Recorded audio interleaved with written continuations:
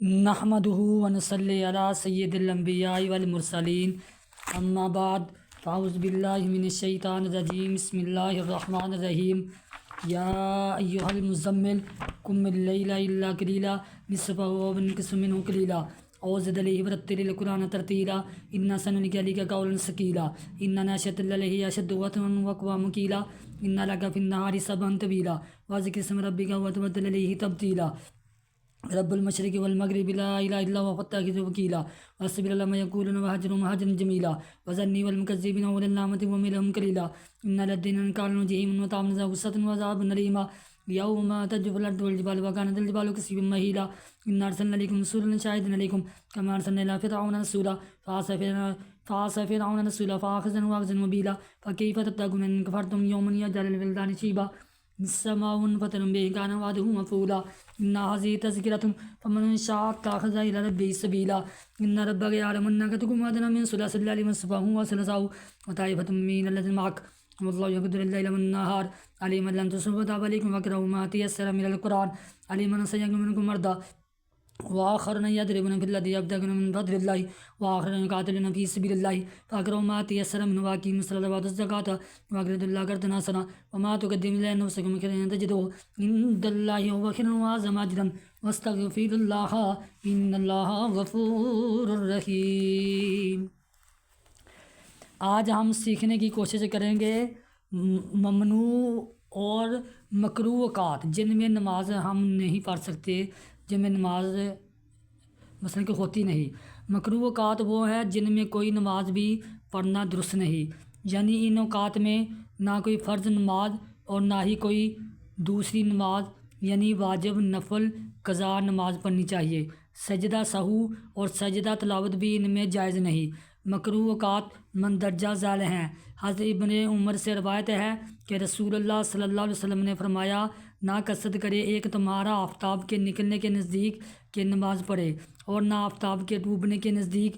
اور ایک روایت میں یوں ہے کہ فرمایا ان حضرت صلی اللہ علیہ وسلم نے، جس وقت آفتاب کا کنارہ نکلے نماز کو چھوڑ دو یہاں تک کہ خوب ظاہر ہو، اور جس وقت غائب ہو کنارہ آفتاب کا چھوڑ دو نماز کو یہاں تک کہ خوب غائب ہو، اور نہ کثرت کرو اپنی نمازوں کا آفتاب کے نکلنے وقت اور نہ غائب ہونے کے وقت، اس واسطے کہ آفتاب نکلتا ہے شیطان کے دو سنگوں کے درمیان۔ اس حدیث میں وہ اوقات بتائے گئے ہیں جن میں نماز پڑھنا ممنوع ہے۔ طلوع اسلام کے وقت شرک عام تھا اور مشرکین میں آفتاب پرستی عام تھی۔ آفتاب پرستوں میں آفتاب کی پرستش کے خاص اوقات تھے۔ صبح کے وقت جب سورج اپنے پورے جاہ و جلال کے ساتھ نمودار ہوتا تو لوگ اس کی پوجا کرتے، پھر جب سورج اپنے پورے عروج پر آ جاتا تو لوگ اس کی پوجا کرتے، پھر جب وہ غروب ہوتا تو اس وقت بھی اس کی پوجا کی جاتی۔ اسلام نے ان کے اوقات کی مخالفت کی اور ان اوقات میں نماز کو ناجائز قرار دیا، اور اس حدیث میں یہی بات بتائی گئی ہے کہ جب آفتاب کا کنارہ نکلے اور جب آفتاب غروب ہو رہا ہو تو اس وقت کوئی نماز نہ پڑھی جائے۔ 3 اوقات میں نماز پڑھنے کی ممانعت۔ شریعت اسلامیہ کی روح سے 3 وقتوں میں نماز پڑھنا منع ہے۔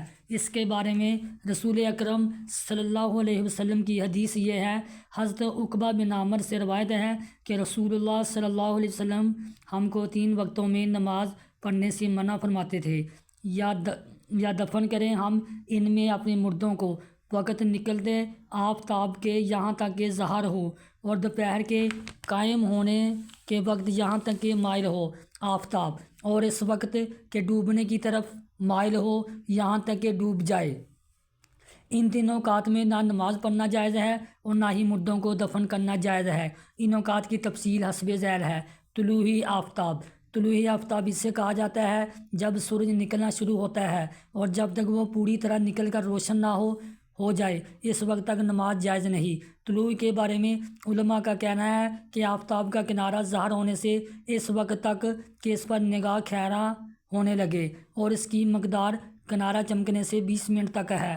نصف النہار۔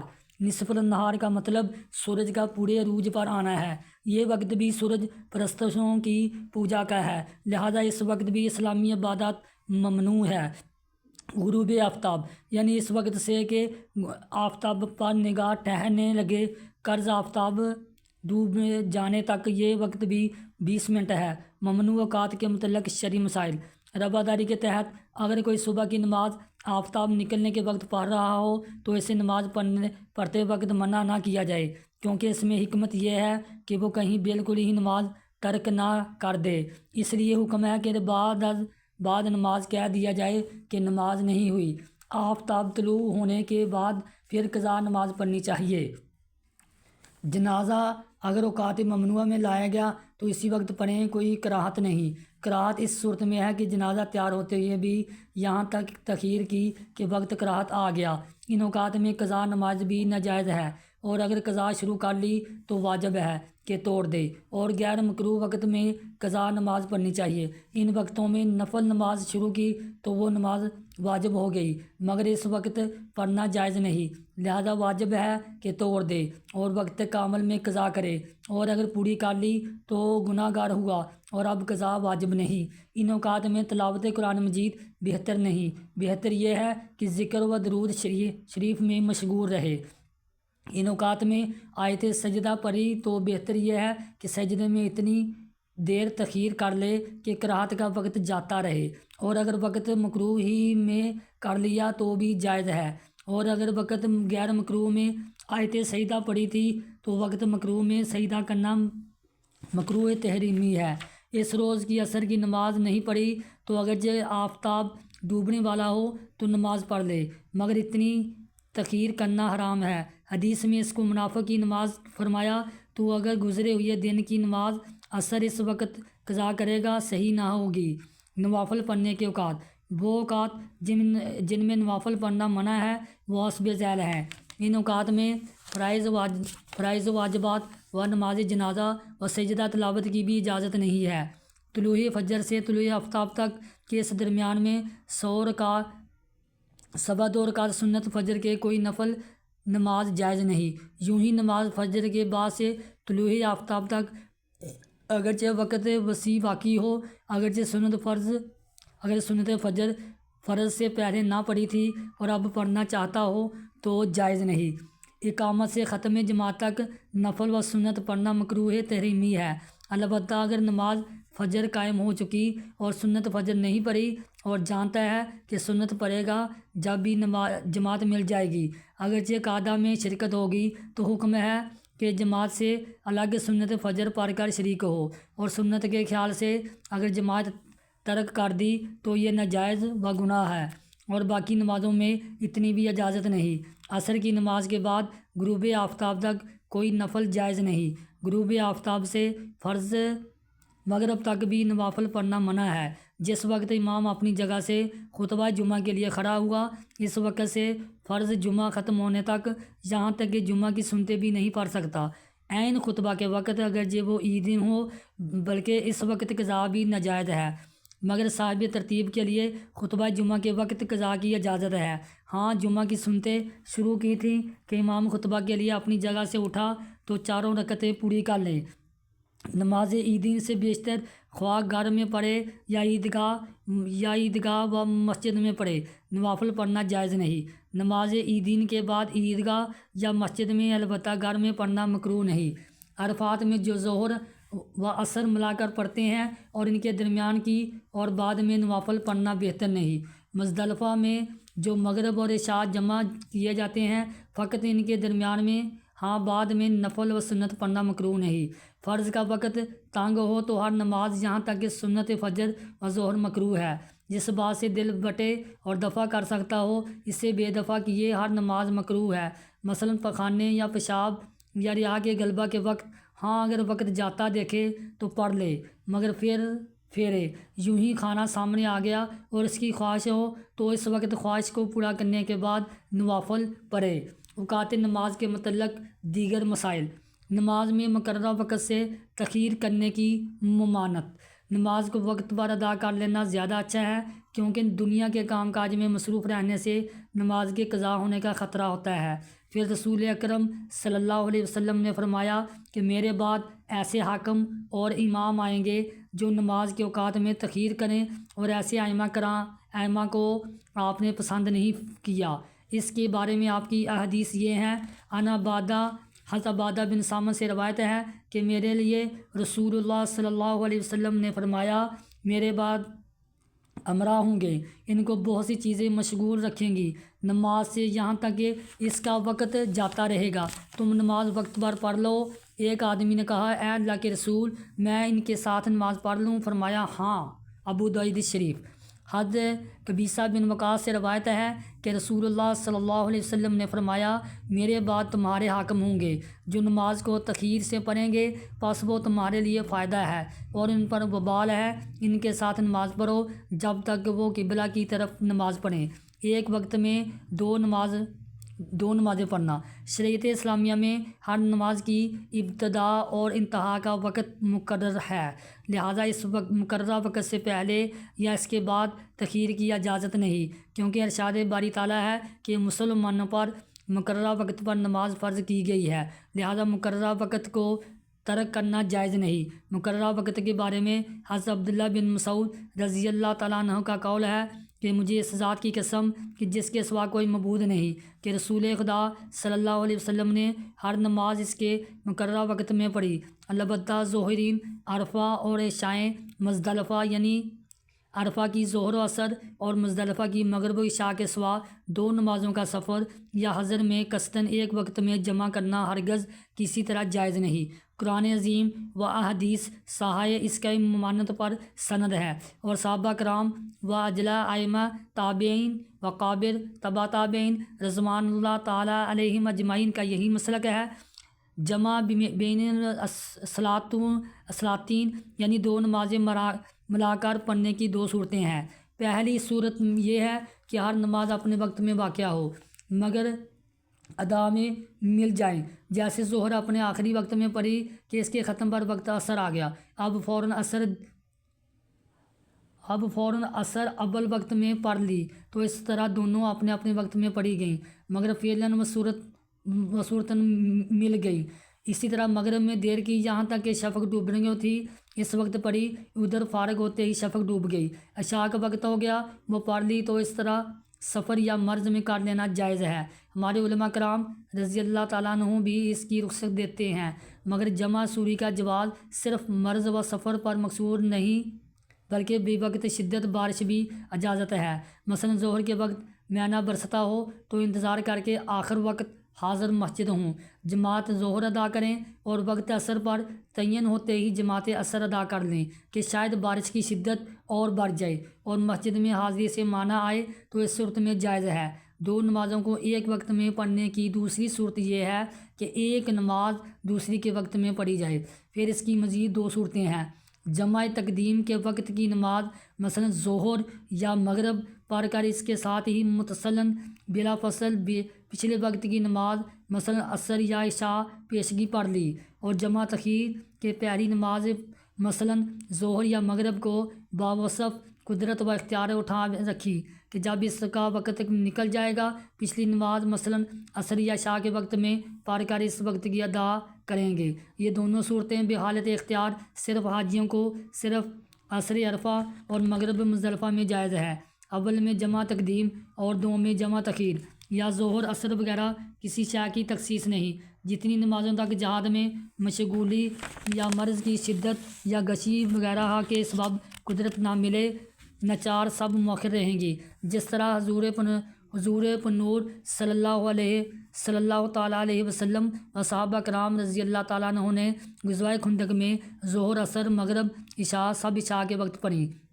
ان کے سوا کبھی کسی شخص کو کسی حالت میں کسی صورت جمع وقتی کی اصلاحاً اجازت نہیں۔ اگر جمع تقدیم کرے گا نماز اخیر محض باطل ہو جائے گی، اور جمع تخیر کرے گا تو گناہ گار ہوگا، عمدن نماز قضا کر دینے والا ٹھہرے گا۔ اگرچہ دوسرے وقت میں پڑھنے سے فرض سر سے اتر جائے گا، تو اس طرح اس مسئلے کو اچھی طرح ذہن میں رکھنا چاہیے کہ نماز کو اس کے وقت پر ہی سالکین کے لیے ادا کرنا بہتر ہے، کیونکہ اس میں رضا الہی ہے۔ اذان کا عام مطلب خبردار اور آگاہ کرنا ہے، لیکن شریعت اسلامیہ میں مخصوص الفاظ کے ساتھ نماز کے وقت کی عام لوگوں کو اطلاع دینے کو اذان کہا جاتا ہے۔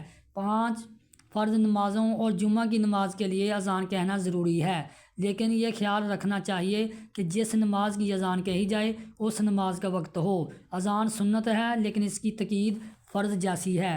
حکم اذان کی ابتدا مدینہ منورہ میں 1 ہجری میں ہوئی۔ اس سے پہلے نماز اذان کے بغیر ہی پڑھی جاتی تھی۔ اس کی وجہ یہ تھی کہ شروع میں مسلمانوں کی تعداد تھوڑی تھی، اس لیے ان کا جماعت کے لیے بغیر اطلاع کے جمع ہونا مشکل نہ تھا، لیکن جب مسلمانوں کی تعداد میں خاطر خواہ اضافہ ہونے لگا تو اس امر کی ضرورت پیش آئی کہ شمولیت جماعت میں لوگوں کو اطلاع دینے کے لیے کون سا ذریعہ اپنایا جائے، لہٰذا اس غرض کو پورا کرنے کے لیے اذان کا طریقہ اختیار کیا گیا۔ اذان کی ابتدا کیسے اور کیوں کر ہوئی، اس کے بارے میں بیان کیا جاتا ہے کہ صحابہ کرام میں آپس میں مشورہ ہوا، بعض نے آگ جلانے کا مشورہ دیا، بعض نے نرسنگا اور نکوس پھونکنے کے لیے کہا، لیکن ان طریقوں میں مجوس اور یہود و نصارہ کی مشابہت پائی جاتی تھی، اس لیے بارگاہ نبوی میں قبول نہ ہوئے۔ لیکن اسی سنہ میں حضرت عمر فاروق اور عبداللہ بن زید کو خواب میں اذان کی تعلیم ہوئی۔ رسول اکرم صلی اللہ علیہ وسلم نے اس کی تائید کی کہ یہ خواب حق ہے، لہذا آپ نے حضرت بلال کو اذان دینے کا حکم دیا۔ اس طرح اسلام میں نماز سے قبل اذان کا سلسلہ جاری ہوا۔ اس کے بارے میں رسول اکرم صلی اللہ علیہ وسلم کی یہ حدیث یہ ہے: ابتدائی اذان کی بجائے تسمیہ۔ حضرت عبداللہ بن زید بن عبدالربہ سے روایت ہے کہ جب رسول اللہ صلی اللہ علیہ وسلم نے نکوس تیار کرنے کا حکم دیا تاکہ لوگوں کو نماز کے لیے جمع کرنے کے لیے بجایا جائے، تو مجھے خواب میں ایک آدمی اپنے ہاتھ میں نکوس اٹھائے ہوئے دکھائی دیا۔ میں نے کہا، اے اللہ کے بندے، تو یہ نکوس فروخت کرے گا؟ اس نے کہا، تو اس کو لے کر کیا کرے گا؟ میں نے کہا، ہم نماز کے لیے بلائیں گے۔ کہا، میں تجھے ایسی بات نہ بتلاؤں جو اس سے بہتر ہے؟ میں نے کہا، کیوں نہیں؟ پس اس نے کہا کہ تو کہہ اللہ اکبر آخر تک، اور اسی طرح تکبیر۔ حضرت عبداللہ ابن زید کا کہنا ہے کہ صبح میں اٹھ کر نبی صلی اللہ علیہ وسلم کے پاس آیا اور میں نے جو خواب دیکھا تھا بیان کیا۔ آپ نے فرمایا، تحقیق یہ خواب حق ہے، اگر خدا نے چاہا بلال کے ساتھ کھڑا ہو اور اس کو بتلا جو تو نے دیکھا ہے، کیونکہ وہ تجھ سے بلند آواز ہے۔ میں بلال کے ساتھ کھڑا ہوا، میں اس کو بتلانے لگا، وہ اذان دیتے تھے۔ کہا، جب اس کو عمر بن خطاب نے سنا، وہ اپنے گھر میں تھے، باہر نکلے، اپنی چادر کھینچتے تھے، کہتے تھے، اے اللہ کے رسول، اس ذات کی قسم جس نے آپ کو حق کے ساتھ بھیجا ہے، البتہ میں نے بھی اس کی مانند خواب دیکھا ہے۔ رسول اللہ صلی اللہ علیہ وسلم نے فرمایا، پس اللہ کے لیے تعریف ہے۔ سنن ابو داؤد۔ اس حدیث پاک سے معلوم ہوا کہ اذان کا جو طریقہ ہمارے مذہب میں رائج ہے وہ رسول اکرم صلی اللہ علیہ وسلم کی دلی خواہش کی بنا پر اللہ تعالیٰ نے ایک صحابی کو بذریعہ خواب مطلع فرمایا، اور یہی طریقہ سب سے بہتر ہے کیونکہ اس میں اللہ کی بڑائی اور شان بیان کی جاتی ہے۔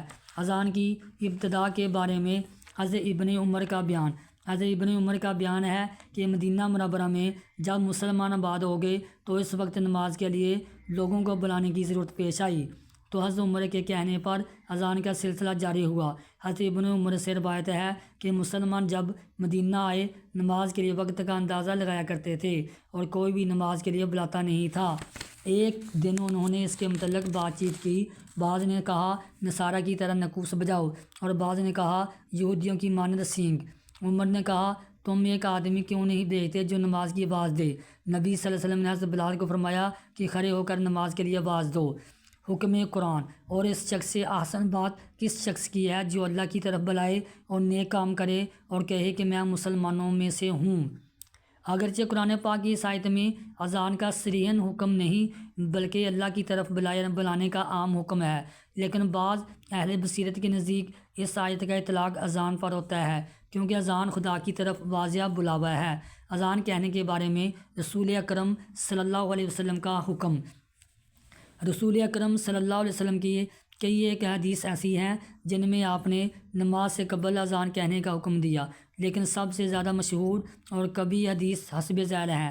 حضرت زیاد بن حارث سدائی سے روایت ہے کہ رسول اللہ صلی اللہ علیہ وسلم نے مجھے صبح کی نماز کے لیے اذان کا حکم دیا، میں نے اذان کہی، حضرت بلال نے اقامت کہنا چاہی، لیکن نبی اکرم صلی اللہ علیہ وسلم نے فرمایا، تحقیق سدارہ بائی نے اذان کہی ہے، اور جو شخص اذان کے کہے وہی تکبیر کہے۔ رسول اکرم صلی اللہ علیہ وسلم کے اس فرمان سے نماز سے قبل اذان کہنے کا حکم ثابت ہوتا ہے، اس لیے نماز سے پہلے اذان کہنا ضروری ہے۔ اس کے ساتھ ہی اس حدیث سے یہ مسئلہ بھی واضح ہوتا ہے کہ تکبیر اسی شخص کو کہنی چاہیے جس نے اذان کہی ہو، البتہ اس کی اجازت سے کوئی دوسرا آدمی بھی تکبیر کہہ سکتا ہے۔ فضائل اذان۔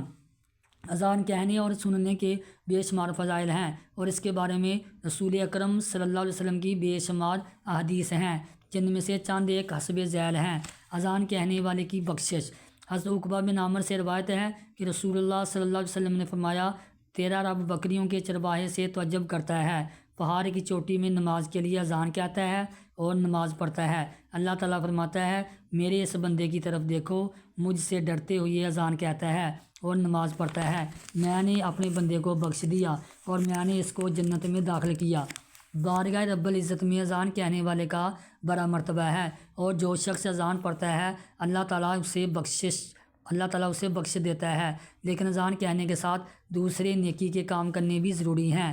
اذان کہنے والے کو دوسروں کی نسبت ذرا پہلے مسجد میں آنا پڑتا ہے، پھر جب وہ دلی شوق کے ساتھ اذان کہتا ہے تو وہ اللہ تعالیٰ کو بڑا اچھا لگتا ہے، اور اس کی مثال مندرجہ بالا حدیث میں اس طرح دی گئی ہے کہ ایک چرواہا جب جنگل میں صرف خوف خدا کی وجہ سے پہاڑ کی چوٹی پر اذان دے کر نماز پڑھتا ہے تو اس کا یہ فعل اللہ کے نزدیک بہت اچھا ہے، تو اس کے بدلے میں اس طرح شوق سے اذان کہہ کر نماز پڑھنے والے کو بخش دے گا۔ قیامت کے روز انعام خداوندی۔ اذان کہنے والے کو قیامت کے روز بہترین انعام دیا جائے گا، جس کے بارے میں یہ حدیث ہے۔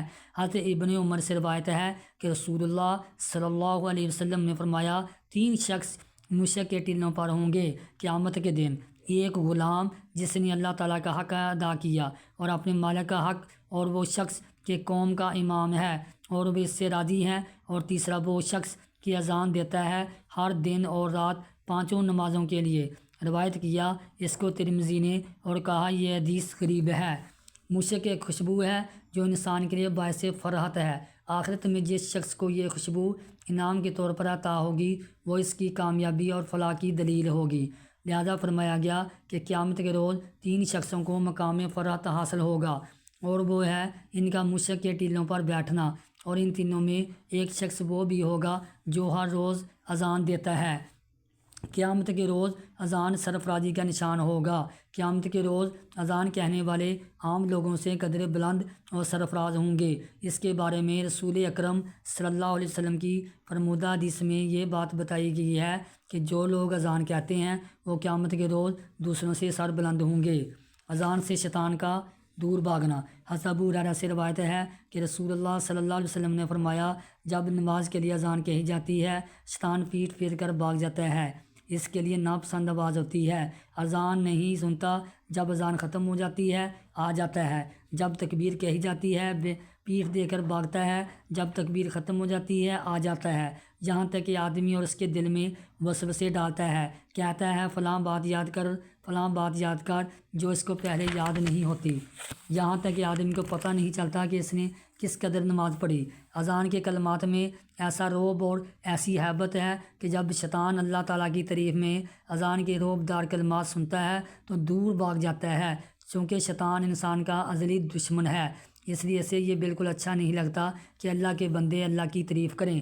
لہذا جب اذان کی صورت میں اللہ کی عظمت اور شان بیان ہوتی ہے تو اسے افسوس اور رنج ہوتا ہے، تو اس طرح وہ ناگواری اور پریشانی کے عالم میں اس جگہ سے دور بھاگتا ہے۔ یہاں اذان ہوتی ہے آگ جہنم سے نجات۔ اذان ہمارے لیے وسیلہ نجات ہے۔ اس کے بارے میں حدیث پاک یہ ہے، حضرت ابن عباس سے روایت ہے کہ رسول اللہ صلی اللہ علیہ وسلم نے فرمایا، جس نے 7 برس تک ثواب کی نیت سے اذان کہی اس کے لیے آگ سے خلاصی لکھ دی جاتی ہے۔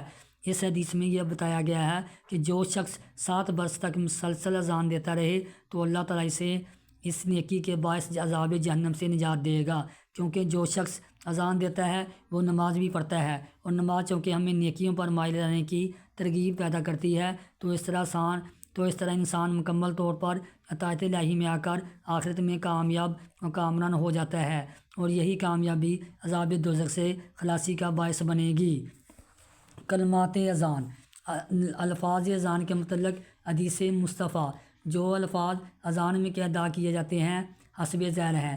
حضرت ابو محذورہ سے روایت ہے کہ رسول اللہ صلی اللہ علیہ وسلم نے مجھ کو اذان کہنا سکھلائی۔ خود اپنے نفس کے ساتھ فرمایا، اللہ بہت بڑا ہے، اللہ بہت بڑا ہے، اللہ بہت بڑا ہے، اللہ بہت بڑا ہے۔ گواہ رہو اس کا کہ اللہ کے سوا کوئی معبود نہیں، گواہ ہوں میں کہ اس کا اللہ کے سوا کوئی معبود نہیں، گواہ ہوں میں کہ اس کا محمد اللہ کے رسول ہیں، میں گواہ ہوں کہ محمد اللہ کے رسول ہیں۔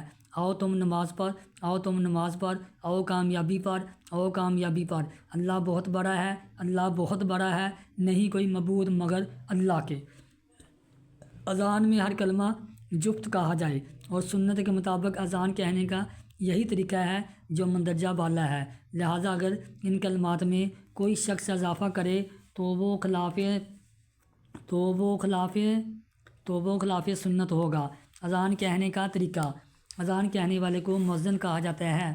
اذان کہتے وقت قبلہ رخ کھڑا ہونا ضروری ہے اور اذان کھڑے ہو کر کہی جائے، بیٹھ کر اذان کہنا درست نہیں۔ اذان کہتے وقت دونوں کانوں میں شہادت کی انگلی ڈال کر اللہ اکبر 4 مرتبہ، ایک آواز میں 2 بار اور دوسری آواز میں 2 بار کہنی چاہیے۔ پھر شہادتین کو 4 مرتبہ 4 آوازوں کے ساتھ ادا کرے۔ پھر داہنی طرف کو منہ کر کے دوبارہ حی علی الصلاۃ کہے، اسی طرح بائیں طرف منہ کر کے حی علی الفلاح 2 بار کہے۔ پھر ایک آواز میں 2 بار تکبیر اور ایک آواز میں تحلیل کو ادا کر کے اذان کو مکمل کرے۔ بیٹھ کر اذان مکروہ ہے اگر کہیں اعادہ کرے، مگر مسافر اگر سواری پر اذان کہہ لے تو مکروہ نہیں، لیکن اقامت تو اتر کر کہنی چاہیے۔ اگر سواری پر ہی کہہ لی تو ہو جائے گی۔ اذان قبلہ رو کہے اور اس کے خلاف کرنا مکروہ ہے، اس کا اعادہ کیا جائے۔ اذان کہنے کی حالت میں بلا عذر کھنکارنا مکروہ ہے، اور اگر گلا پڑ گیا یا آواز صاف کرنے کے لیے ایسا کر لیا تو حرج نہیں۔ مؤذن کو حالت اذان میں چلنا مکروہ ہے، اگر کوئی چلتا جائے اور اسی حالت میں اذان کہتا جائے تو اعادہ کرے۔ اثناء اذان میں بات چیت کرنا منع ہے، اگر کلام کیا تو پھر سے اذان کہے۔ کلمات اذان میں لحن حرام ہے، مثلا اللہ اکبر کے حمزے کو مد کے ساتھ اللہ یا اکبر پڑھنا، یوں ہی اکبر میں بے کے بعد الف بڑھانا حرام ہے۔ ایسے ہی کلمات اذان کو قواعد موسیقی پر گانا ناجائز ہے۔ سنت یہ ہے کہ اذان بلند جگہ کہی جائے کہ پڑوس والوں کو خوب سنائی دے اور بلند آواز سے کہے۔ اذان مردوں کے لیے مسنون ہے، عورتوں کے لیے نہیں۔ عورتوں کو اذان و اقامت کہنا مکروہ تحریمی ہے، اگر عورت اذان کہے تو وہ گناہ گار ہے اور اذان لٹائی جائے گی۔ عورتیں اپنی نماز ادا پڑھتی ہوں یا قضا، اس میں اذان و اقامت مکروہ ہے، اگرچہ جماعت سے پڑھیں کہ ان کی جماعت خود مکروہ ہے۔ اذان میں 7 باتیں مستحب ہیں۔ قبلہ کی طرف منہ کر کے کھڑے ہونا، اذان کے کلمے ٹھہر ٹھہر کر کہنا، اذان کہتے وقت شہادت کی انگلیاں کانوں میں رکھنا، اذان مسجد سے باہر اونچی جگہ پر کہنا، حی علی الصلاۃ کہتے وقت دائیں جانب اور حی علی الفلاح کہتے وقت بائیں جانب منہ پھیرنا۔ فجر کی اذان میں حی علی الفلاح کے بعد 2 مرتبہ الصلاۃ خیر من النوم کہنا، بلند آواز سے اذان کہنا۔ چنانچہ ابو سعید خدری رضی اللہ تعالیٰ عنہ سے مروی ہے کہ حضور خیر المرسلین صلی اللہ علیہ وسلم نے فرمایا کہ اذان بلند آواز سے کہا کرو، کیونکہ نہ صرف جنابت اور انسان بلکہ کائنات کی ہر چیز جو مؤذن کی اذان سنتی ہے قیامت کے دن اس کے لیے گواہی دے گی۔ اذان کے بعد کی دعا۔ اذان کے ختم ہوتے ہی فوراً رسول اکرم صلی اللہ علیہ وسلم پر درود شریف پڑھنا چاہیے، اور درود شریف پڑھنے کی سند حسب ذیل حدیث سے ملتی ہے۔ حضرت عبداللہ بن عمرو بن عاص سے روایت ہے کہ رسول اللہ صلی اللہ علیہ وسلم نے فرمایا، جب تم مؤذن کو سنو پس کہو جس طرح مؤذن کہتا ہے، پھر مجھ پر درود بھیجو، اس لیے کہ جس نے مجھ پر 1 مرتبہ درود بھیجا اللہ تعالیٰ اس پر 10 بار رحمت بھیجتا ہے۔ پھر اللہ تعالیٰ سے میرے لیے وسیلہ مانگو، پس بے شک وہ جنت میں ایک درجہ ہے، اللہ کے بندوں میں سے ایک بندے کے لیے وہ لائق ہے، اور مجھے امید ہے کہ وہ میں ہوں گا جس نے میرے لیے وسیلہ مانگا، میری شفاعت اس پر واجب ہوگی۔ اس کے بعد مندرجہ ذیل دعا پڑھنی چاہیے، اور اس دعا کی سند رسول اکرم صلی اللہ علیہ وسلم کی حسب ذیل حدیث ہے۔ حضرت جابر سے روایت ہے کہ رسول اللہ صلی اللہ علیہ وسلم نے فرمایا، جو شخص کہے جس وقت اذان سنتا ہے اے اللہ پروردگار اس پکار پوری کے اور نماز قائمہ کے دے، محمد صلی اللہ علیہ وسلم کو وسیلہ اور بزرگی اور پہنچا ان کو مقام محمود پر جس کا تو نے وعدہ کیا ہے، قیامت کے دن اس پر میری شفاعت واجب ہو جاتی ہے۔ صبح کی اذان میں اضافے کے کلمات۔ صبح کی نماز میں الصلاۃ خیر من النوم کے الفاظ کا اضافہ کرنا چاہیے، جس کے معنی یہ ہیں کہ نماز نیند سے بہتر ہے۔ حضرت ابو محذورہ سے روایت ہے کہ میں نے کہا اے اللہ کے رسول مجھے اذان کا طریقہ سکھلائیں۔ کہا پس میرے سر کے اگلے حصہ پر ہاتھ پھیرا، کہا تو کیا اللہ اکبر اللہ اکبر اللہ اکبر اللہ اکبر بلند کر، تو اس کے ساتھ آواز اپنی کو پھر کہہ اشہد ان لا الہ الا اللہ اشہد ان لا الہ الا اللہ اشہد ان محمد رسول اللہ اشہد ان محمد رسول اللہ۔ اس کے ساتھ اپنی آواز کو پست کر، پھر اپنی آواز کو بلند کر کلمات شہادت کے ساتھ، یعنی کہ اشہد ان لا الہ الا اللہ اشہد ان لا الہ الا اللہ اشہد ان محمد رسول اللہ اشہد ان محمد رسول اللہ، حی علی الصلاح حی علی الصلاح حی علی الفلاح حی علی الفلاح۔ اگر صبح کی نماز ہے تو کیا الصلاۃ خیر من النوم الصلاۃ خیر من النوم، اللہ اکبر لا الہ الا اللہ۔ اقامت یا تکبیر میں اضافی الفاظ۔ تکبیر میں کا دو قامت الصلاۃ کے الفاظ کا اضافہ کرنا چاہیے۔ حضرت ابن عمر سے روایت ہے کہ اذان رسول اللہ صلی اللہ علیہ وسلم کے زمانہ میں دو بار اور تکبیر ایک بار، سوا ان کے اس کے مؤذن کہتا قد قامت الصلاۃ دو بار۔ مسائل اقامت مسئلہ اذان ہے، یعنی احکام مذکورہ اس کے لیے بھی ہے، صرف بعض باتوں میں فرق ہے۔ اس میں بعد فلاح کے قد قامت الصلاۃ دو بار کہیں، اس میں بھی آواز بلند ہو مگر نہ اذان کی مثل، بلکہ اتنی کہ حاضرین تک آواز پہنچ جائے، اور اس کے کلمات جلدی کہیں اور درمیان میں سکتہ نہ کریں، نہ کانوں پر ہاتھ رکھنا ہے نہ کانوں پہ انگلیاں رکھنا۔ اور صبح کی اقامت میں الصلاۃ خیر من النوم نہیں، اقامت بلند جگہ یا مسجد سے باہر ہونا سنت نہیں۔ اگر امام نے اقامت کہی تو قد اقامت الصلاۃ کے وقت آگے بڑھ کر مصلی پر چلا جائے۔ اقامت کہنے کے لیے مؤذن کی اجازت ضروری ہے۔ اقامت میں بھی حی علی الصلاح حی علی الفلاح کے وقت دائیں بائیں منہ پھیرے۔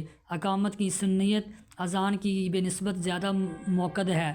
جس نے اذان کہی اگر موجود نہیں تو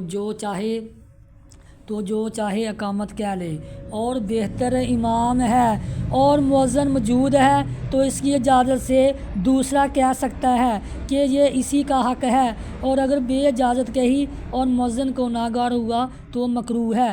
مسافرت میں اقامت کہنے کا مسئلہ۔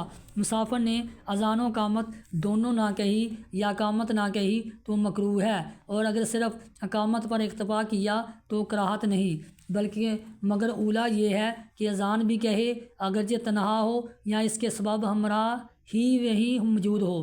بیرون شہر کسی میدان میں جماعت قائم کی اور اقامت نہ کہی تو مکروہ ہے، اور اذان نہ کہی تو حرج نہیں، مگر خلاف اولا ہے وہ حالت جس میں اقامت نہیں کہی جا سکتی۔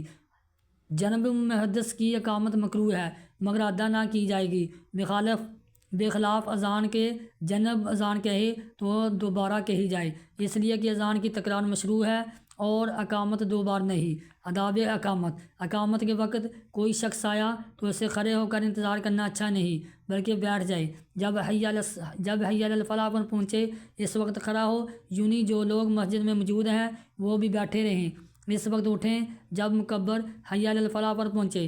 یہی حکم امام کے لیے ہے۔ اگر اقامت کے وقت لوگ کھڑے ہو جائیں تو اس میں حرج نہیں، لیکن خلاف سنت ہے۔ اذان اور اقامت کے درمیان وقفہ۔ اذان و اقامت کے درمیان وقفہ کرنا سنت ہے۔ اذان کہتے ہی اقامت کہہ دینا مکروہ ہے، مگر مغرب میں وقفہ 3 چھوٹی آیتوں یا 1 بڑی کے برابر ہو۔ باقی نمازوں میں اذان و اقامت کے درمیان اتنی دیر تک ٹھہرے کہ جو لوگ پابند جماعت میں آ جائیں گے، مگر اتنا انتظار نہ کیا جائے وقت مکروہ ہو جائے۔ اذان و اقامت کا جواب دینے کی فضیلت۔ ایک شخص بارگاہ عرض پیرا ہوا یا رسول اللہ، مؤذن لوگ ہم لوگوں پر فضیلت لے گئے، یعنی انہیں اذان دینے کے باعث اوروں سے زیادہ ثواب ملتا ہے۔ آپ صلی اللہ علیہ وسلم نے فرمایا، تم بھی کہو جیسا کہ مؤذن کہتے ہیں، جب جواب اذان سے فارغ ہو تو دعا مانگو، تمہاری دعا مقبول ہوگی۔ رواہ ابو داؤد۔ آپ صلی اللہ علیہ وسلم نے فرمایا، جس طرح مؤذن کہے تم بھی اس طرح کہو، مگر حی علی الصلاۃ اور حی علی الفلاح کے جواب میں لا حول ولا قوۃ الا باللہ العلی العظیم پڑھو تو تمہیں بھی ان کا اصل ثواب حاصل ہوگا۔ آپ نے جواب کے علاوہ دعا کرنے کو جو فرمایا تو اس میں یہ اشارہ ہے کہ اگر مؤذن کا جواب دینے کے بعد دعا کرو گے تو تم فضیلت میں اس سے بڑھ جاؤ گے۔ بظاہر ہر دعا سے دعائے وسیلہ مراد ہے۔ لاہور علق پڑھنے میں راز یہ ہے کہ آدمی کی نگاہ ربی عز و جل کے کرم و فضل و شامل رحمت کاملہ پر رہے، اپنی اطاعت و عبادت کے دھیان میں لائے، ورنہ شیطان اس کے دل میں یہ وسوسہ ڈالے گا کہ ہم بھی اللہ کے کامل عبادت گزاروں اور احکام الہی کو بجا لانے والوں میں ہیں، اور یہ غرور انسان کی ہلاکت کا سبب ہے۔ اذان کے وقت ہر قسم کا کام موقوف کر لینا چاہیے۔ جب اذان ہو تو اتنی دیر کے لیے سلام کلام اور جواب سلام تمام مشغال موقوف کر دے، یہاں تک کہ قرآن مجید کی تلاوت میں اذان کی آواز آئے تو تلاوت موقوف کر دے اور اذان کو غور سے سنے اور جواب دے۔ یوں ہی اقامت میں جو اذان کے وقت باتوں میں مشغول رہے، اس پر معاذ اللہ خاتمہ برا ہونے کا خوف ہے۔ راستہ میں چلتے ہوئے اذان کا اقدام کرنا، راستہ پر چل رہا تھا کہ اذان کی آواز آئی تو اتنی دیر کھڑا ہو جائے، سنے اور جواب دے۔ اقامت کے جواب کا طریقہ۔ اقامت کا جواب مستحب ہے، اس کا جواب بھی اسی طرح ہے۔ فرق اتنا ہے کہ قد قامت صلاۃ کے جواب میں اقامہ اللہ و دامہ کہے۔ وہ صورتیں جن میں اذان کا جواب نہیں دینا چاہیے، مندرجہ ذیل صورتوں میں اذان کا جواب نہیں دینا چاہیے۔ نماز کی حالت میں، پیشاب پخانہ کی حالت میں، جنسی اختلاط کی مشغولی کے وقت، خطبہ سنتے وقت، خطبہ جمعہ کا ہو یا کوئی اور، علم دین پڑھنے پڑھانے میں، مگر ان لوگوں کو چاہیے کہ فراغت کے بعد اذان کے کلمات کہہ لیں، بشرطے کہ زیادہ دیر نہ گزری ہو۔ کھانا کھاتے ہوئے اذان کا جواب دے تو جائز ہے لیکن ضروری نہیں۔ اذان اور اقامت میں فرق۔ فرض نماز کی جماعت کھڑی ہوتے وقت وہی کلمات جو اذان میں کہے جاتے ہیں اقامت میں بھی کہیں۔ اقامت کا جواب امام اور مقتدی سب دیں اور فارغ عن الصلاۃ بھی جواب دے۔ اذان اور اقامت میں فرق یہ ہے کہ اذان بلند آواز سے کہی جاتی ہے، اقامت پست آواز سے۔ اذان ٹھہر ٹھہر کے دی جاتی ہے، اقامت تیزی کے ساتھ۔ اذان مسجد کے باہر بلند جگہ پر کہی جاتی ہے، لیکن اقامت مسجد کے اندر۔ اقامت میں حی علی الفلاح کے بعد قد قامت الصلاۃ 2 مرتبہ اذان کے کلموں سے زیادہ ہے۔ اقامت کہتے وقت کانوں کے سراغ بند نہیں کیے جاتے۔ اقامت میں حی علی الصلاۃ حی علی الفلاح کہتے وقت دائیں بائیں جانب منہ نہیں پھیرایا جاتا۔ مسائل اذان۔ سنت موقدہ۔ فرض نمازیں اور نماز جمعہ جب جماعت کے ساتھ مسجد میں ادا کی جائے تو ان کے لیے اذان سنت موقدہ ہے اور اس کا حکم مسئلہ واجب ہے، لہذا فرض نماز سے قبل اگر مسجد میں اذان نہ کہی تو وہاں کے سب لوگ گناہ گار ہوں گے۔ اہل جماعت کے لیے اذان کا حکم۔ اگر کسی گروہ یا جماعت سے چند نمازیں قضا ہو جائیں تو انہیں چاہیے کہ پہلی نماز کے لیے اذان و اقامت دونوں کہیں اور باقی نمازوں میں صرف اقامت پر اکتفا کریں۔ اگر اذان اور اقامت دونوں کہہ لیں تو یہ بھی بہتر ہے۔ یہ اس صورت میں ہے کہ ایک مجلس میں وہ سب پڑھیں، اور اگر مختلف اوقات میں پڑھیں تو ہر مجلس میں پہلی کے لیے اذان کہیں۔ مسجد میں اذان کے بغیر جماعت پڑھنا مکروہ ہے۔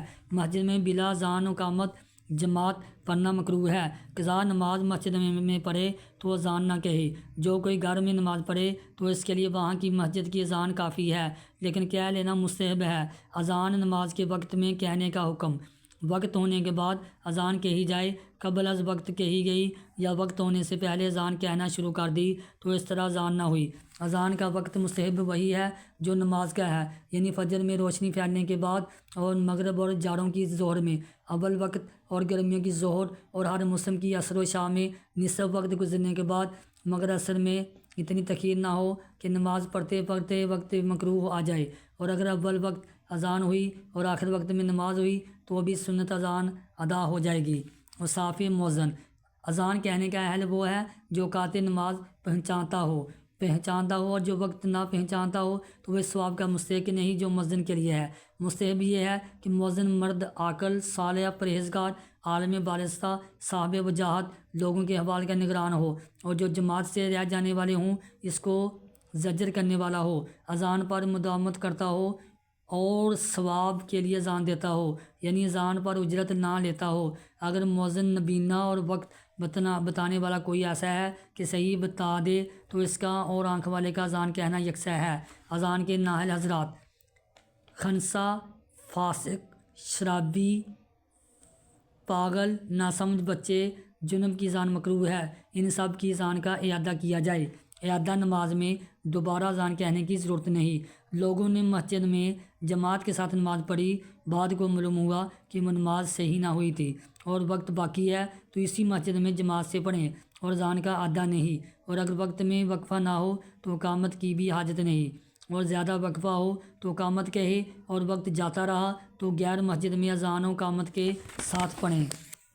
اعادہ اذان کی ضرورت: اگر اثناء اذان میں مؤذن مر گیا یا اس کی زبان بند ہو گئی یا رک گیا اور کوئی بتانے والا نہیں، یا اس کا وضو ٹوٹ گیا اور وضو کرنے چلا گیا یا بے ہوش ہو گیا تو ان سب صورتوں میں نئے سرے سے اذان کہی جائے، وہی کہے خواہ دوسرا۔ اذان کہنے کے مختلف مواقع: بچے اور مغموم کے کان میں، اور مرگی والے اور غضبناک اور بد مزاج آدمی یا جانور کے کان میں، اور لڑائی کی شدت اور آتش زدگی کے وقت، اور بعد دفن میت اور جن کی سرکشی کے وقت، اور مسافر کے پیچھے اور جنگل میں جب راستہ بھول جائے اور کوئی بتانے والا نہ ہو، اس وقت اذان مستحب ہے۔ وبا کے زمانے میں بھی مستحب ہے۔ جن نمازوں سے قبل اذان نہیں، فرائض کے سوا باقی نمازوں مثلاً وتر، جنازہ، عیدین، نذر سنن، رواتب، تراویح، استسقاء، چاشت، کسوف، نوافل میں اذان نہیں۔ جن حضرات کی اذان جائز ہے: سمجھ والا بچہ اور غلام اور اندھے، والد زنا اور بے وضو کی اذان صحیح ہے، مگر بے وضو اذان کہنا مذموم ہے۔ جمعہ کے دن ظہر کی اذان نہ کہی جائے: جمعہ کے دن شہر میں ظہر کی اذان نماز کے لیے اذان ناجائز ہے، اگرچہ ظہر پڑھنے والے معذور ہوں جن پر جمعہ فرض نہ ہو۔ قضا نماز کے لیے اذان کا طریقہ کار: جماعت بھر کی نماز قضا ہو گئی تو اذان و اقامت سے پڑھیں، اور اکیلا بھی قضا کے لیے اذان و اقامت کہہ سکتا ہے جبکہ جنگل میں تنہا ہو، کیونکہ قضا کا اظہار اچھا نہیں۔ مسجد میں قضا کے لیے اذان نہ کہے۔ ہاں، اگر ایسی سبب سے قضا ہو گئی جس میں وہاں کے تمام مسلمان مبتلا ہو گئے تو اگر جب مسجد میں پڑھیں اذان کہیں۔ ایک مقام کی اذان دوسرے مقام کی اذان کے لیے کافی ہے۔ اگر بیرون شہر وقریہ باغ یا کھیتی وغیرہ ہے اور وہ جگہ قریب ہے تو گاؤں یا شہر کی اذان کفایت کرتی ہے، پھر بھی اذان کہہ لینا بہتر ہے، اور جگہ قریب نہ ہو تو کافی نہیں۔ قریب کی حد یہ ہے کہ یہاں کی اذان کی آواز وہاں تک پہنچتی ہو۔ گاؤں کی مسجد میں اذان و اقامت: گاؤں میں مسجد ہے کہ اس میں اذان و اقامت ہوتی ہے تو وہاں گھر میں نماز پڑھنے والے کا وہی حکم ہے جو شہر میں ہے، اور مسجد نہ ہو تو اذان و اقامت میں اس کا حکم مسافر کا سا ہے۔ اجزائے نماز: نماز کے چند اہم جزو ہیں جن کا نماز میں ادا کیا جانا ضروری ہے، جنہیں اجزائے نماز کو کہا جاتا ہے۔ ان اجزاء میں سے کچھ نماز سے قبل پورے کیے جاتے ہیں جنہیں شرائط نماز کہا جاتا ہے، کچھ نماز میں ادا کیے جاتے ہیں جنہیں ارکان نماز کہا جاتا ہے۔ ان دونوں کے علاوہ چند چیزیں نماز کی ترتیب میں شامل ہیں جن کے بغیر نماز کی مکمل صورت نہیں بنتی، جنہیں اجزائے ترتیبی کہا جاتا ہے۔ اس سے معلوم ہوا کہ اجزائے نماز یوں ہیں: شرائط نماز، ارکان نماز، اذکار نماز، واجبات نماز، سنن نماز، مستحبات نماز۔ شرائط نماز وہ امور ہیں جن کا نماز قائم کرنے سے پہلے پورا کرنا ضروری ہے۔ انہیں شرائط نماز اس لیے کہا جاتا ہے کہ ان کے بغیر نماز درست نہیں، اس لیے انہیں نماز کے صحیح ہونے کی شرائط بھی کہا جاتا ہے، لہٰذا راہ حق کے متلاشیوں کو ان کا جاننا ضروری ہے تاکہ ان پر عمل کیا جا سکے۔ شرائط نماز 7 ہیں جو مندرجہ ذیل ہیں۔ طہارت جسم: نماز کے لیے طہارت جسم شرط اول ہے۔ اگر نماز پڑھنے والے کے جسم پر کوئی نجاست غلیظہ لگی ہو جس کے لیے غسل ضروری ہوتا ہے تو اسے غسل کر لینا چاہیے۔ اگر وضو کی ضرورت ہے تو نماز پڑھنے سے پہلے وضو کر لینا ضروری ہے۔ لہذا میرے دوست، یاد رکھ کہ جسم جب تک نجاست حقیقی اور حکمی سے پاک نہ ہوگا نماز پڑھنا درست نہیں۔ نماز پڑھنے والے کا جسم اگر نماز سے پہلے کسی جنب یا حیض و نفاس والی عورت کے جسم سے چھو جائے تو نماز ہو جائے گی۔ کسی شخص نے اپنے آپ کو بے وضو خیال کیا اور اسی حالت میں نماز پڑھ لی، بعد میں معلوم ہوا کہ بے وضو نہ تھا، نماز نہ ہوگی۔ اگر نجاست قدر مانع سے کم ہے جب بھی مکروہ ہے، پھر نجاست غلیظہ بے قدر درہم ہے تو مکروہ تحریمی، اور اس سے کم تو خلاف سنت ہے۔ امام کی جیب میں کوئی ناپاک کپڑا یا چیز ہو تو نماز ادا نہ ہوگی۔ ایسے ہی اگر کوئی اکیلے نماز پڑھے اور اس کی جیب میں ناپاک کپڑا یا چیز ہو تو اس کی بھی نماز نہ ہوگی۔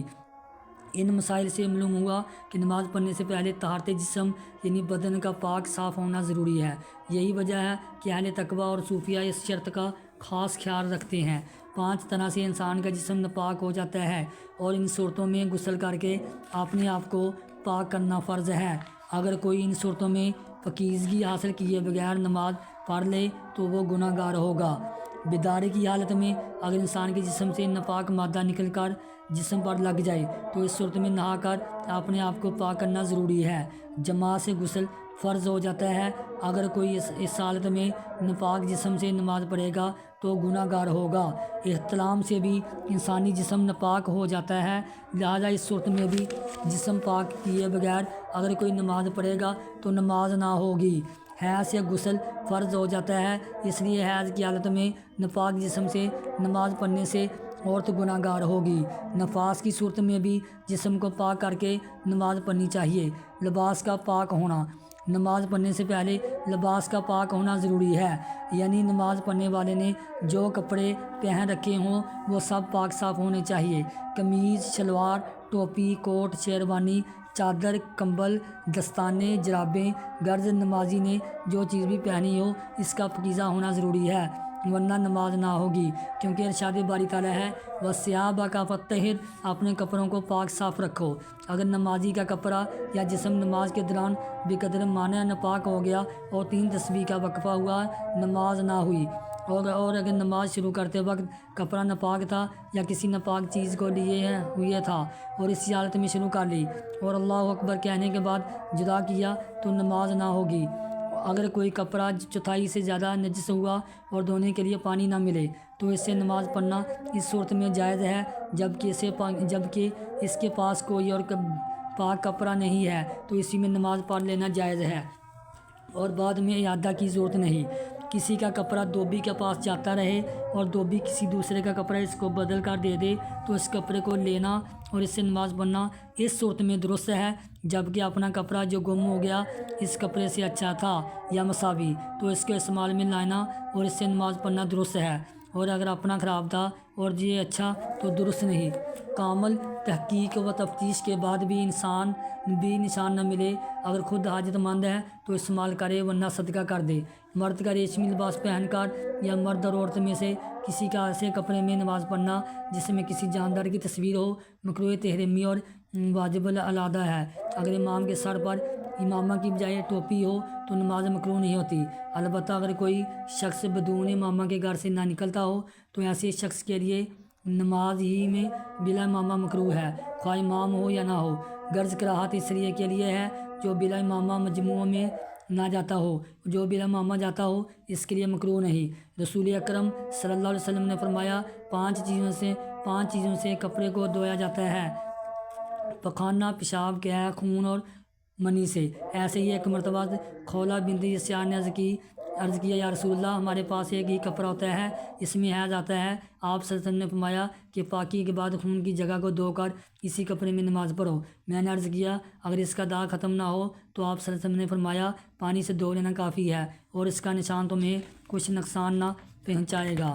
نماز کی جگہ کا پاک ہونا، نمازی کو نماز پڑھنے سے قبل اس امر کا خاص خیال رکھنا چاہیے کہ جس جگہ پر وہ نماز پڑھنے لگے اس جگہ کا پاک ہونا ضروری ہے، یعنی اس جگہ کوئی حکمی یا حقیقی غلاظت نہ لگی ہو۔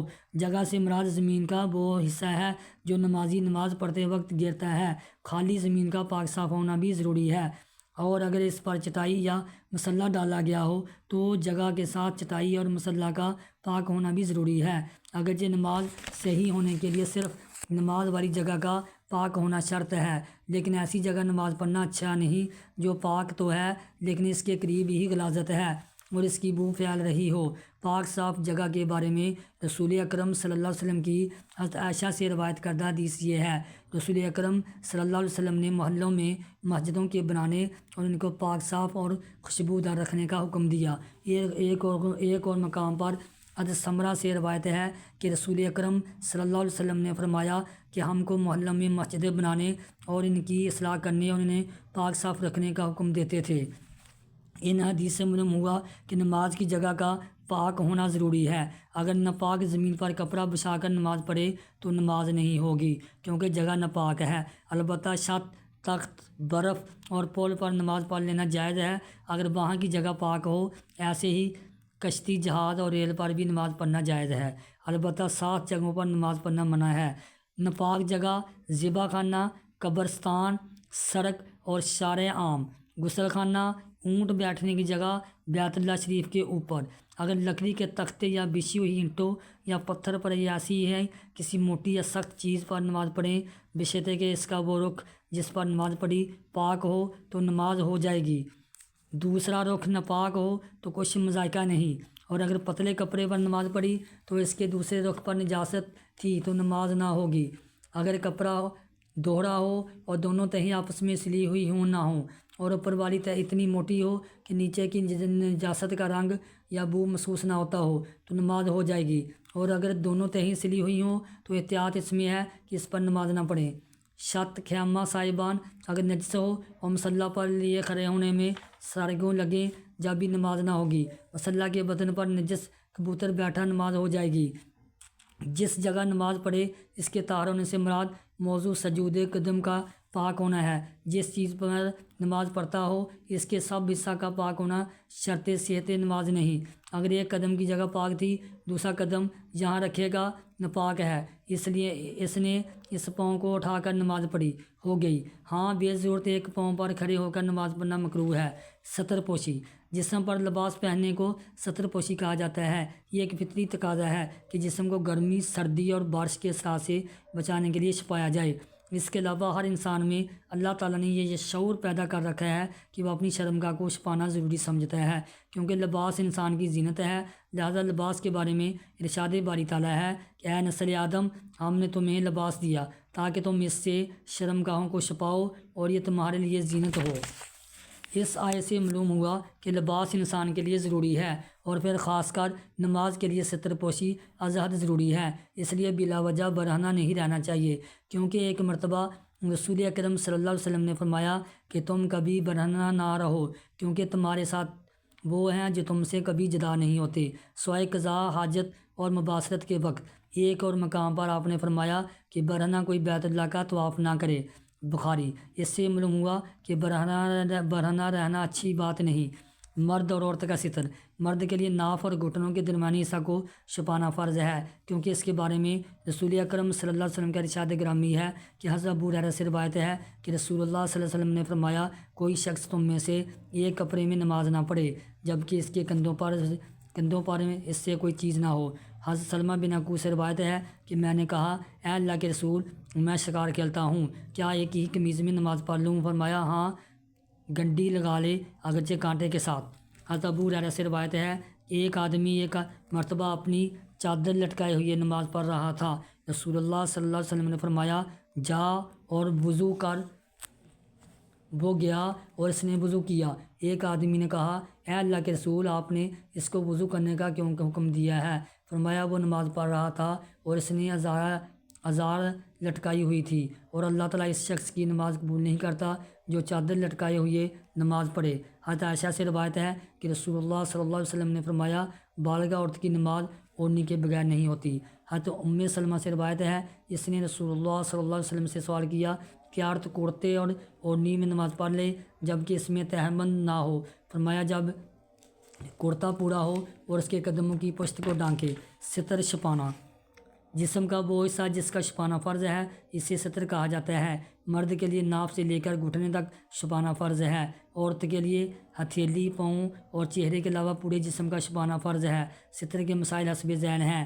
ستر عورت ہر حال میں واجب ہے، خواہ نماز میں ہو یا نہیں، تنہا ہو یا کسی کے سامنے، بلا کسی غرض۔ صحیح کے تنہائی میں بھی کھولنا جائز نہیں، اور لوگوں کے سامنے یا نماز میں تو ستر بلا جمع فرض ہے، یہاں تک کہ اگر اندھیرے مکان میں نماز پڑھی اگرچہ وہاں کوئی نہ ہو اور اس کے پاس اتنا پاک کپڑا موجود ہے کہ ستر کا کام دے، اور ننگے نماز پڑھی بلا جماعت نماز نہ ہوگی۔ عورت کے لیے خلوت میں جبکہ نماز میں نہ ہو تو سارا بدن چھپانا واجب ہے، بلکہ صرف ناف سے گھٹنے تک، اور محرم کے سامنے پیٹھ چھپانا بھی واجب ہے۔ اور غیر محرم کے سامنے، اور نماز کے لیے اگرچہ تنہا اندھیری کوٹری ہو۔ تمام بدن 105 عضو کے جن کا بیان آئے گا چھپانا فرض ہے، بلکہ جو ان عورتوں کو غیر مردوں کے سامنے چہرہ کھلا رکھنا بھی منع ہے۔ اتنا باریک کپڑا جس سے جسم نظر آئے سترے کے لیے کافی نہیں۔ اس نے نماز پڑھی تو نہ ہوئی، یوں ہی اگر دوپٹہ میں سے عورت کے بالوں کی سیاہی چمکے نماز نہ ہوگی۔ بعض لوگ باریک ساڑیاں اور تہمت باندھ کر نماز پڑھتے ہیں کہ ران چمکتی ہے، ان کی نمازیں نہیں ہوتی، اور ایسا کپڑا پہننا جس سے ستر عورت نہ ہو سکے علاوہ نماز کے بھی حرام ہے۔ آزاد عورتوں اور خنسی مشکل کے لیے سارا بدن عورت ہے، سوائے چہرہ، ہتھیلیوں اور پاؤں کے تلووں کے، سر کے لٹکے ہوئے بال اور گردن اور کلائیاں بھی عورتیں ہیں، ان کا چھپانا بھی فرض ہے۔ اتنا باریک دوپٹہ جس سے بال کی سیاہی چمکے، عورت نے اوڑھ کر نماز پڑھی نہ ہوگی جب تک اس پر کوئی ایسی چیز نہ اوڑھے جس سے بال وغیرہ کا رنگ چھپ جائے۔ خادمہ کے لیے سارا پیٹ اور پیٹھ اور دونوں پہلو اور ناپ سے گھٹنوں تک کے نیچے تک عورت ہے۔ دوبیز کپڑا جس سے بدن کا رنگ نہ چمکتا ہو مگر بدن سے بالکل ایسا چپکا ہوا ہو کہ دیکھنے سے عضو کی حالت معلوم ہوتی ہے، ایسے کپڑے سے نماز ہو جائے گی، مگر اس عضو کی طرف دوسروں کو نگاہ کرنا جائز نہیں، اور ایسا کپڑا لوگوں کے سامنے پہننا بھی منع ہے۔ اور عورتوں کے لیے بدرجہ اولیٰ ممانعت، بعض عورتیں جو بہت چست پجامے پہنتی ہیں اس مسئلہ سے سبق لیں۔ نماز میں ستر کے لیے پاک کپڑا ہونا ضروری ہے، یعنی اتنا نجس نہ ہو جس سے نماز نہ ہو سکے۔ تو اگر پاک کپڑے پر قدرت ہے اور ناپاک پہن کر نماز پڑھی، نماز نہ ہوئی۔ اس کے علم میں کپڑا ناپاک ہے اور اس میں نماز پڑھی، پھر معلوم ہوا کہ پاک تھا، نماز نہ ہوئی۔ غیر نماز میں نجس کپڑا پہننا تو حرج نہیں اگرچہ پاک کپڑا موجود ہو، اور جو دوسرا نہیں تو اس کو پہننا واجب ہے۔ یہ اس وقت ہے کہ اس کی نجاست خشک ہو، چھوٹ کر بدن کو نہ لگے، ورنہ پاک کپڑا ہوتے ہوئے ایسا کپڑا پہننا مطلقاً منع ہے کہ بلا وجہ بدن ناپاک کرنا ہے۔ نماز کا وقت ہونا، نمازی کو نماز کے وقت کا خیال رکھنا ضروری ہے، یعنی جس نماز کے لیے جو وقت مقرر ہے اس وقت کے اندر نماز پڑھی جائے۔ وقت سے قبل نماز پڑھی جائے گی تو نماز نہ ہوگی، اگر نماز وقت کے بعد پڑھی جائے تو وہ قضا ادا ہوگی۔ اوقات نماز کے بارے میں مکمل مسائل پچھلے صفحات میں بیان کر دیے گئے ہیں، لہٰذا ضروری احتیاطیں بھی درج کی جاتی ہیں۔ دیہاتوں میں بعض ناواقف آفتاب نکلنے سے بہت ہی پہلے، یعنی طلوع صبح صادق سے پہلے اذان کہہ دیتے ہیں، پھر اسی وقت سنت بلکہ فرض بھی بعض دفعہ پڑھ لیتے ہیں، حالانکہ اس طرح نہ اذان ہوئی نہ نماز، بلکہ قبل از وقت جو اذان کہے گی اس کا ادا کیا جائے۔ اگر کوئی کم فہم آدمی صبح کی نماز سورج نکلنے کے وقت پڑھے، اگرچہ اس وقت کوئی نماز جائز نہیں، مگر انہیں منع نہ کیا جائے بلکہ نماز کے بعد کہہ دیا جائے کہ نماز نہیں ہوئی، سورج بلند ہونے کے بعد پڑھے۔ نماز عشاء سے پہلے سونا اور عشاء کی نماز کے بعد دنیا کی باتیں کرنا، قصے کہانی سننا اچھا نہیں، لیکن دینی باتیں کرنے میں کوئی حرج نہیں۔ بعض دیہاتوں میں مرغ کی بانگ سن کر عام سیدھے سادے لوگ یہ سمجھ بیٹھتے ہیں کہ صبح ہو گئی، ایسا سمجھ لینا درست نہیں۔ مرغ کی اذان کا کیا اعتبار؟ اکثر دیکھا گیا کہ صبح سے بہت پہلے، بلکہ جاروں کے دنوں میں بعض مرغ 2 بجے سے اذان کہنا شروع کر دیتے ہیں، یوں ہی بول چال سن کر اور روشنی دیکھ کر بولنا شروع کر دیتے ہیں، غرض اس میں احتیاط کی ضرورت ہے۔ صدق اللہ العظیم۔ قل اعوذ برب الفلق من شر ما خلق ومن شر غاسق اذا وقب ومن شر النفاثات في العقد ومن شر حاسد اذا حسد۔ قل اعوذ برب الناس مالک الناس الہ الناس من شر الوسواس الخناس الذی یوسوس فی صدور الناس من الجنۃ والناس۔ صدق اللہ العظیم۔ آمین ثم آمین۔